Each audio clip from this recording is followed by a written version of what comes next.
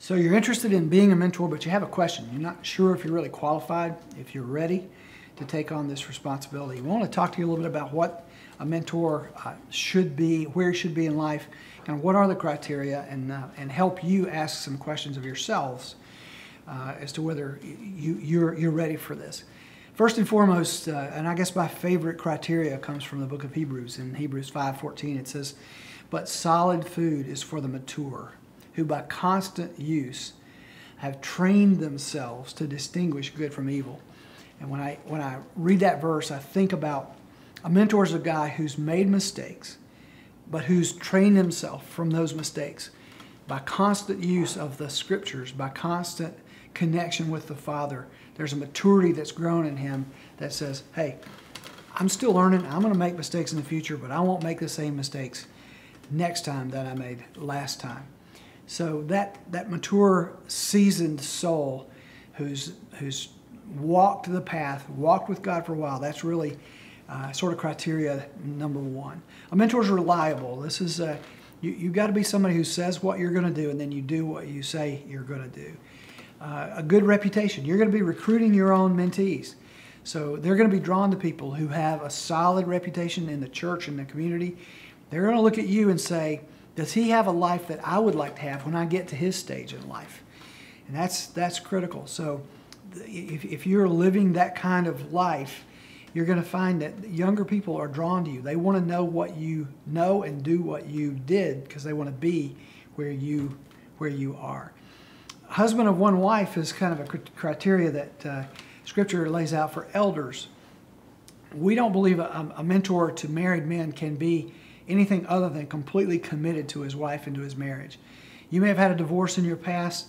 You may have had something happen way back when, or even in the last several years. But the key is that to be a mentor to others, you have to be a believer that your marriage is forever. Your commitment to your wife is 100% and total, and that you're willing to share that and live that out before the guys who come in to your group. A mentor is a temperate person, a self-controlled person, not prone to excess, someone who's able to teach sort of as they do. This is not someone who's necessarily a lecturer. The worst mentors are the guys who come into the group and just talk.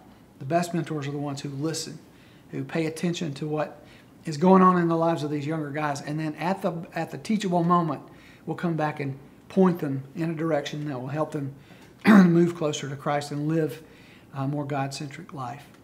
A good mentor is someone who manages his family well, someone who's when outsiders look at their family, they say, yeah, that guy's got it together. He knows what he's doing. He's a solid, consistent performer in terms of leading and managing his family. The best mentors are readers. Every month in this process, you're going to be reading a book, and your guys are going to be reading a book.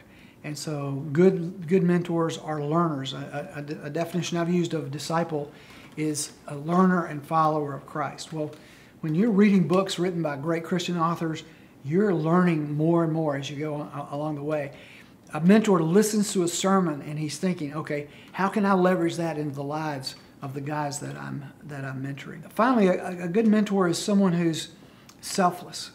You can't go into this with any kind of idea that there's something in this for you. You've got to put the other guy first. This is about helping these younger guys live a life that will draw people to Jesus Christ. You've got to be able to cast a vision for them, help them see what life can be like for them 5 years, 10 years, 20 years down the road if they surrender to Christ and walk with Him. A great mentor is going to be a humble person. Jesus used two adjectives to describe Himself. He said, I'm gentle and humble in heart. A great mentor is someone who's gentle and humble in heart. But he's got to be courageous. He's got to be strong enough and gutsy enough that he'll confront a mentoree, confront someone who's not telling themselves the truth, or maybe holding up deception to his family or to other people or in his work or wherever. Overall, if those words and those descriptions sound like you, you're going to be respected in your community, in your church. You're going to find people will be drawn to you, and you won't have any trouble recruiting guys to apply for your group. You're not necessarily a mentor just because you're a faithful attender of the church, just because you're there every time the door opens. Lots of us lived that life for a long time, but Jesus really didn't make any difference in their lives. It would be hard for me to visualize a mentor who doesn't contribute to his church, who's not a committed member of a Bible-believing, Bible-teaching church. So I think giving is a part of this, because you can't mentor your guys on giving if you're not a giver yourself.